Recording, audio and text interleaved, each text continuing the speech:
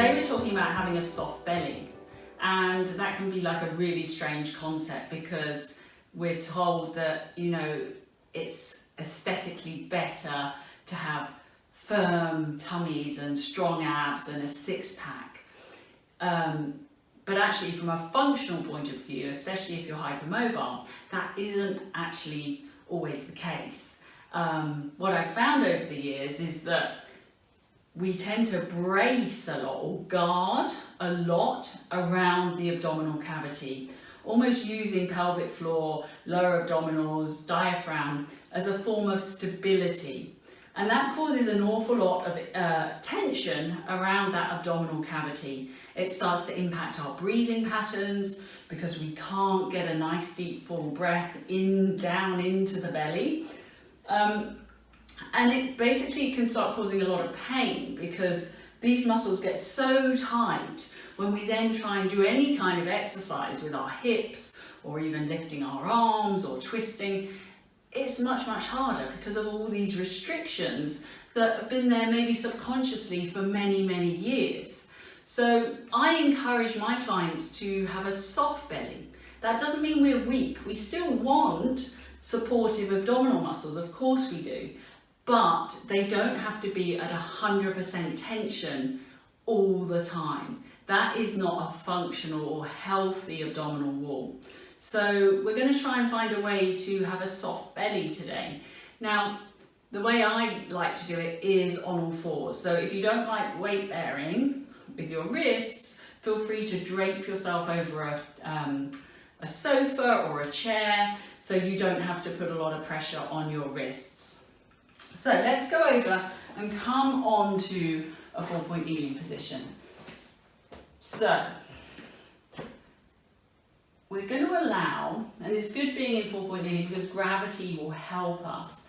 We're going to allow the belly to be really soft. So hopefully you'll see a kind of a dropping down of my belly. Now that doesn't mean that I collapse or I stick my pelvis out and my lower back arches. We're looking for the softness, not a collapse of the spine.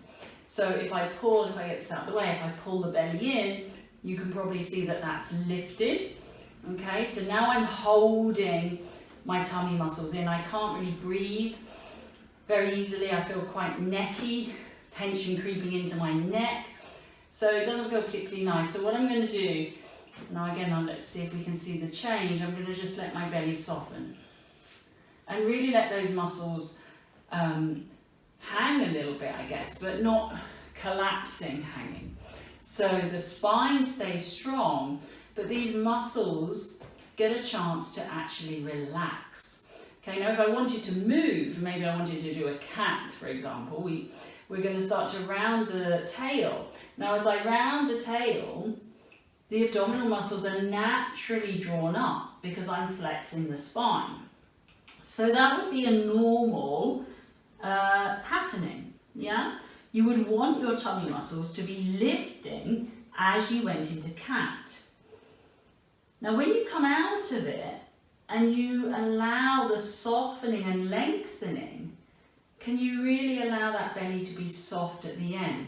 So we don't want to finish our cat with this rigidity in the abdomen. So it's okay to let that be soft and take a nice full breath.